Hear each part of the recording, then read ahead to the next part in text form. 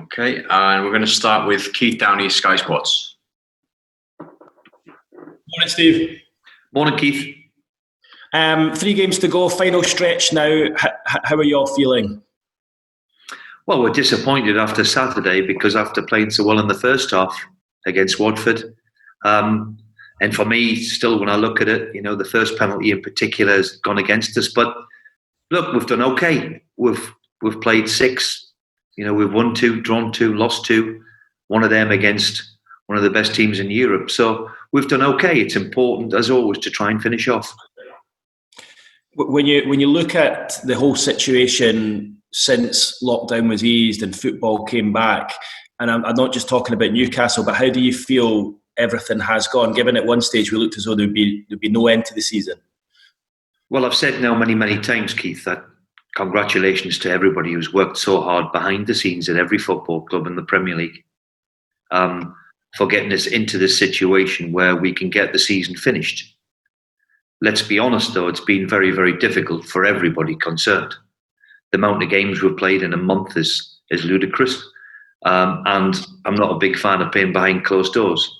But then again, I suppose neither is anybody else. So the quicker we get back to normality, the better for everybody. But as I said, a big pat on the back to everybody who's worked tirelessly.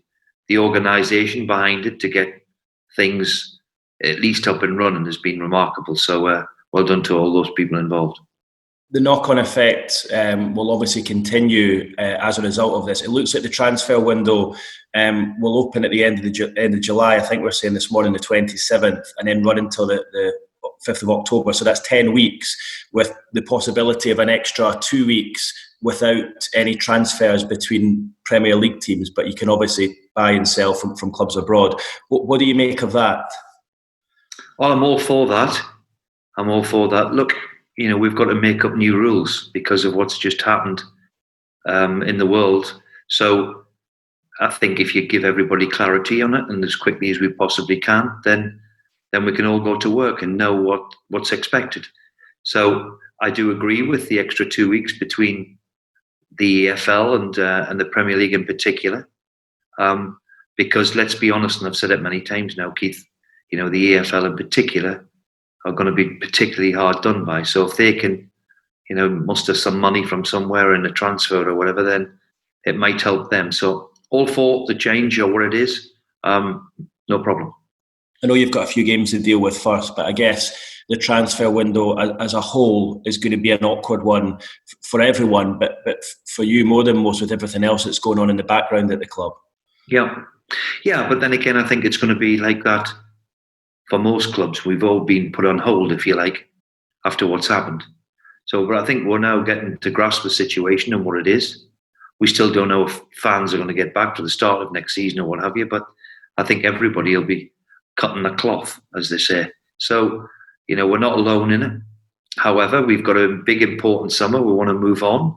We've got to try and identify who we'd like to bring into the club to keep improving, and we'll always try and do that. How much of a challenge is that going to be for you? What with the takeover not resolved yet? Well, we need that. And how many times have I seen it now, Keith? We all need clarity on that. I do. The club does. Everybody does. But so we need a decision on that, of course. And then we can all take stock of that. If that happens, then we'll all see what the change is. If it doesn't, then we've just got to try and prepare as best we possibly can and get ready for next season. It's quite simple. Can I get your opinion on what we heard with Manchester City yesterday and their overturned ban, and what that will mean for any FFP implications moving forward? Well, I mean, look, it's a bit more complicated but from the outside, I mean, they've won their case as far as I'm concerned. So I really can't comment on it, Keith, because I don't know enough about it. So I've got enough of me problems, financial problems, more than delving into Man City's. Yeah, I mean, just looking at this game against Spurs, it seems almost an eternity ago since you last played them at the start of the season. Looking back, we remember how delighted you were after that game.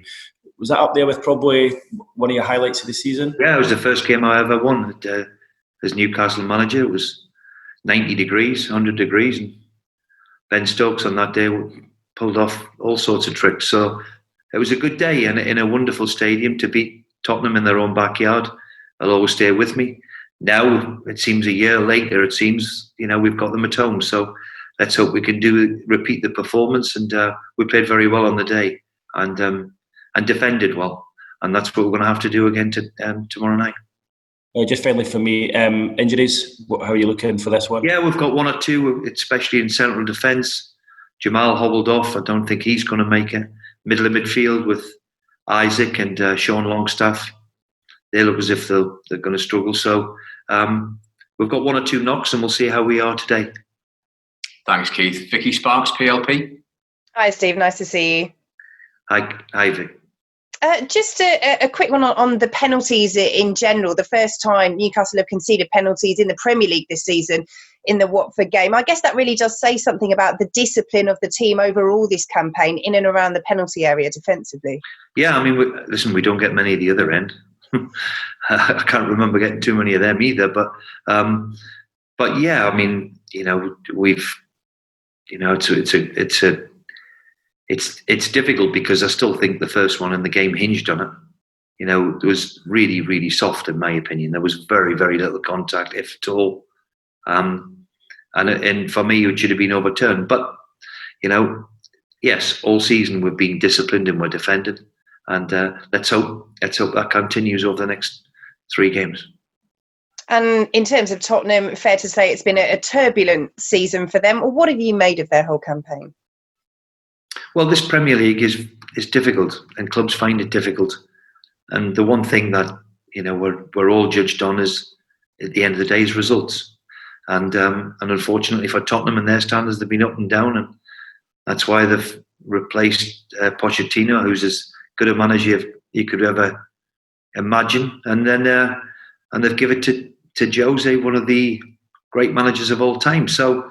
It is what it is in this crazy football world at the moment, what it's been over the last few years. There's change. Yeah, because Mourinho has come under a bit of scrutiny. Obviously, the expectations at Tottenham are so high, having reached the Champions League final last season. Has that scrutiny been fair, do you think?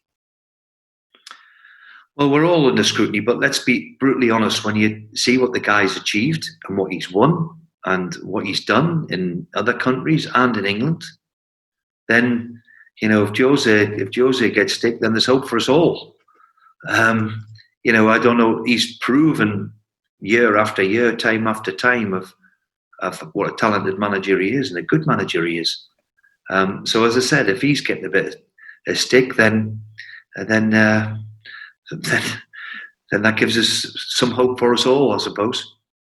And just finally from me, I mean, it is fascinating, this race for Europe, isn't it? Yes, Tottenham and Arsenal haven't had the seasons they would have wanted, but in another way, it shows the strength, as you say, of the Premier League, that so many teams are involved.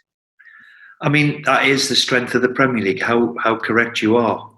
I would expect with Everton to be up there, what they're, rather than, where they are. I mean, and the season Sheffield United have had and Wolves have had in particular, they two spring to mind. So this is why it's the best league in the world. I mean, the results at the weekend. Where else do you see a team struggling for relegation go and put 4 past a team who are in 3rd place? It doesn't really happen, apart from the Premier League, and that's how tough it is. The margins are small. Every team's got good players. And it's highly competitive. So, it's the biggest and best league in the world. So nothing surprises me anymore. Thanks, Vicky. Don Thewlis, BBC Look North. Hi, Steve. You mentioned that fantastic win against Spurs very early. Hang on a minute, Dawn. I can't hear you, Dawn. Oh. Try again. Can you hear me now? Don, it's very, very quiet. Very quiet you are, Dawn. You'll have to shout. Hi, Steve. You mentioned that win. Is that there better? you go. You mentioned the win at Spurs early in the season, which was obviously a highlight. But after their victory over Arsenal the other night, this is going to be a different game altogether because they've still got a huge amount to play for, haven't they? They have, and they've got a big Europe place to play for, and you could see what it meant to them. I mean, when you look at the team they've got and the manager they've got and everything that's in place at Spurs, you always know that they're one of the big clubs. So they've got big players and they've got something to play for. So it's very important that we go and match their endeavour, which we've got to do on the night. Jose Mourinho, bizarrely, doesn't have a very good record at St James's Park, certainly in the league. I don't think Newcastle have ever lost to a team managed by him in the league. Is that right? So, I'm pretty sure that's the case. So you put me under pressure already. No, I'm really sorry. Okay. Wow. Do you set much store by those sort of things? Look, if he's getting a bit of stick, then then there's hope for us all. Since he's burst onto the scene, for me, the special one has been quite remarkable in what he's achieved, what he's won, what he's done in every country he's been in, from his home country to here to Italy. He's been a success story, and he's a serial winner. So, as I said, if he's getting a bit of stick, then there's hope in this for all of us, because I don't know what he's got to do to be given. I don't know, maybe it's the respect, I don't know, but certainly what he's won is quite remarkable as a manager, and for me, he's one of the great ones. Danny Rose, obviously ineligible to play against his parent club, but I did read a couple of weeks ago that he's very keen to stay at Newcastle. Are you keen to keep him? Yeah, I mean, well, we've got to have all these conversations when the season finishes. He is Tottenham's player. In the next few weeks in particular, we'll be looking and identifying and seeing where we are. Of course, we're trying to put plans into place, and we'll see what we've got and what the situation is in the summer. But he's done very, very well for us. I've been very, very pleased with us, and there will be conversations to have. Just talking about another player who I'm sure you'd like to hang on to. You've been playing Fabian Schär in midfield. Matty Longstaff's been on the bench quite a lot lately. Are you hopeful that he might play again for you this season? Yeah, he could do, but let's take the contract aside. I've played Fabian Schär, especially against Watford, because of his physicality. They're a huge, big, powerful team. And in my opinion, the only way they were going to beat us was by set pieces. And so I played Fab in there. And look, Fab Schär has played in that position for his country, who are 8th in the world. I don't think there's a big debate on it. So this debate that I'm not putting Sean in the team simply because of his contract is not true. We'd all like Matty to stay, and we'd all like it to be resolved as quick as we can. But the ball's in Matty's court, but I'm certainly not picking a team with that in mind. I picked a team that I thought could win against Watford, and for 45 minutes in particular, I thought we played very, very well. We didn't do enough in the second half, granted, but I do think the referee's decision on the hour was a huge turning point in the game, even though we've got to be honest that we were disappointed in the second half. And I guess you just, more than anything now, don't want the season to just fizzle out, do you? No, I mean, look, since lockdown, we've in the league we've won 2, drawn 2, and lost 2. One of them is against one of the best teams in Europe, or the best teams in the world, especially behind closed doors. It's what we've just seen against Brighton the other night. It's very difficult. So yeah, vitally important that we try and finish as high as we possibly can, and go into the break saying, well, do you know where it is after lockdown? We've done okay, and that's vitally important. Steve, thanks very much and good luck. Thank you. Thanks, Don. Simon O'Rourke, ITV Town Tees.